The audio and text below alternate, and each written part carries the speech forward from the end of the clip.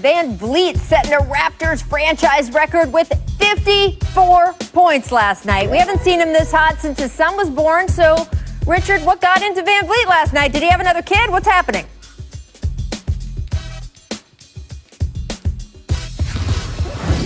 Richard is stunned into silence.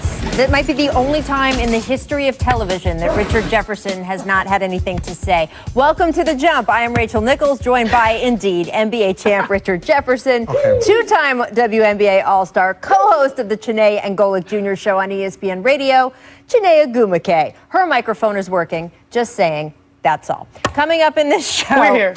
How much did the early season struggles of Anthony Davis matter? Dave McMenamin is going to join us to discuss that a little later on. First, though, you know the Oprah Winfrey meme? You get a car, and you get a car, and you get a car.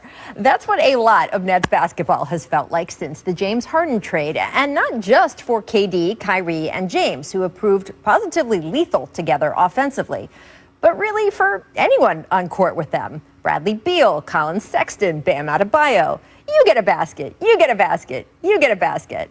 All of which only ramped up the anticipation going into last night's game between Brooklyn and the Clippers. Kawhi Leonard and Paul George have both been on a tear this season and certainly capable of matching the Nets' firepower, while also remaining two of the best lockdown defenders in the league. Is this where the Nets' bounty would finally run out? Would Oprah abandon them? The short answer? Nope.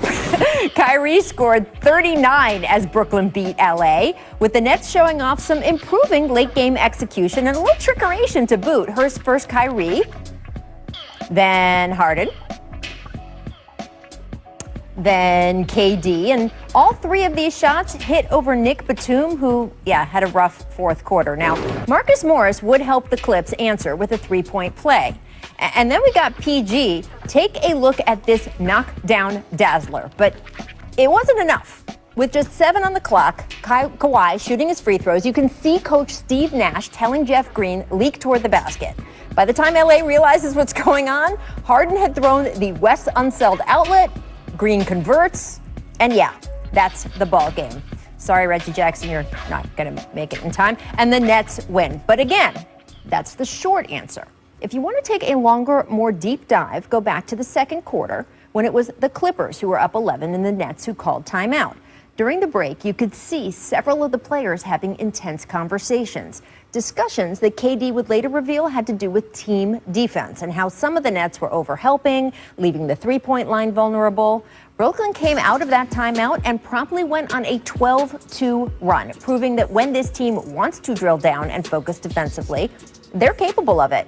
Or how about the 3-minute stretch of the fourth quarter? The Nets held the Clippers scoreless. You can watch Harden on Lou Will. You can watch Harden on Kawhi. You can watch Brooklyn as a whole forcing the best three-point shooting team in the league into taking tough shots that just did not fall. And this was serious progress for the Nets. And you could tell after the game that they knew it. It wasn't nothing easy, I'll tell you that. I think they earned every point late in the game, and that's what we want at the end of the day. It's going to be on the defensive end. Offensively, we're one of the best teams that, in this league. This can be man up and get stops individually. And then, as our principals, can we have each other's back on a consistent basis? We'll keep cleaning up. We'll keep getting better. But when they put forth the effort like they did tonight, it will be tough to beat. In fact, Kyrie Irving was feeling good enough about what this game indicated long-term for the Nets that he said this. We know that they're in contention for meeting us down the line. So we wanted to come out and make an impression. I felt like we did that. Can't knock the confidence. And look, Kyrie is not saying there that the Nets are finals ready now. This is one game, a game in which the Clippers did not have one of their better defenders in Patrick Beverley, a game in which Paul George would later complain he wasn't getting enough respect from the officials, who only awarded him one trip to the free throw line. But it was also a game in which the Nets proved to themselves that, yes, they may be Oprah Winfrey on offense, but defensively, they can be something at least a little bit closer to Samuel L. Jackson in Pulp Fiction. And I will strike down upon thee with great vengeance and furious anger those who attempt to poison and destroy my brothers.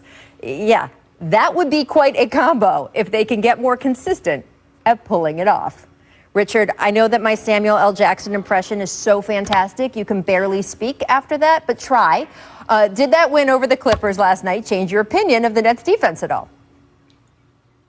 No, I wouldn't say that it was anything about changing my opinion. We know that there are capable defenders. There's a difference between not defending and really not having the ability and then being capable. Kevin Durant is a capable defender. You look at James Harden, he has improved his defense considering that it was such a criticism of him the last 2 or 3 years. He's actually improved. And Kyrie Irving is a type of defender that can give you moments, if not long moments and stretches of quality defense, but it's the team defense. You don't have to be great individual defenders if you can be a good team defensive group. And I think that's one of the conversations that they said that they were having. And it's true. If they're a solid team defense, then it takes stress off of people being individual defenders. Yeah, and that makes sense. It really did, that game, change my opinion of this Brooklyn Nets team because the Nets knew that this was a big game versus the Clippers. And you know what that means? We got maximum effort from all of them. They were hustling all over the floor, getting out in transition. Obviously, their defense still needs work. But what I actually have really noticed over the last few games was that they're really starting to establish roles.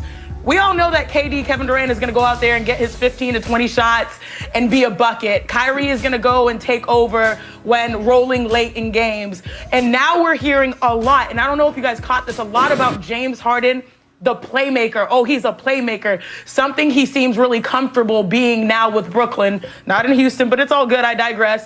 Which a lot of people at first were nervous about. Will he be okay with being that guy for this team to win? Now, James Harden, he messed around and got a triple-double. He's leading the league in assists. I think 11. The next close guy is Russell Westbrook with 9. As long as those three play hard on both ends, I think that they're going to be just fine because they have enough veteran savvy defensively to be able to cover those blind spots. I like that. You can take the girl out of Houston, but you can't take the Houston out of the girl, our Texas native, Chanae. And look, I do think the fact that Harden has adjusted the way he said he would, but people were asking questions, did he really mean it? I think that has been so huge for them. I agree. Now, as for the Clipper side of things, I did mention at the top there, All-Star Paul George attempting just one free throw last night, a season low for him. And after the game, he voiced his displeasure with that. Take a listen. I absolutely think it was disrespectful. I had one free throw attempt today. I'm going to leave it at that. But the amount of plays I initiated or created contact and to get sent to the line time, definitely plays I'm going to have sent in. It's funny, Chanae, when we talk about stars getting calls, you have a court with 5 huge all-stars on it, but do you think PG has a legit grade there? Okay, so time for us to nerd out. You know I love to do that, Nerd Nation. Now, statistically, Paul George and Kawhi Leonard, they pretty much had the same game. Points, field goal attempts, assists, and rebounds. But the difference is that obviously Paul George, only had one free throw to Kawhi's 9. And I feel like right now we really need to put some respect collectively as an NBA family back on Paul George for a moment here, y'all, because what he's been doing this season has been great. And I'm going to include the referees too. He should get the benefit of the doubt because he's shooting 45% from 3. He's shooting, I think, making 4 threes a game, on pace for a 50, 40, 90 season. So right now I am giving him the benefit of the doubt. Of course, as an athlete, we always, should get the foul calls. But I do think that one free throw is very different, compared to Kawhi, who had 9. This guy mixes it up in the paint, so I see why he was mad.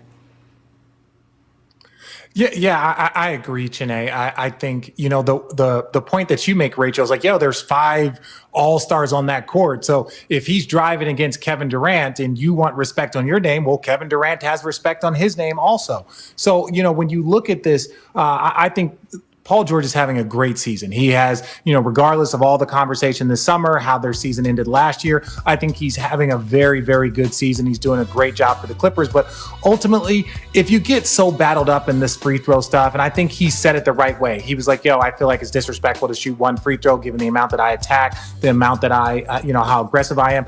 That is the best way for you to say it. You're not pointing out, you're not cussing, you're not saying all this stuff, you're just saying, I feel like it's disrespectful. I attack way too much. And everyone looks around and Well, yeah, he does play 39 minutes and attack way too much to shoot one free throw. Just statistically, that's almost impossible. Although, Richard, you've had experience arguing with officials before.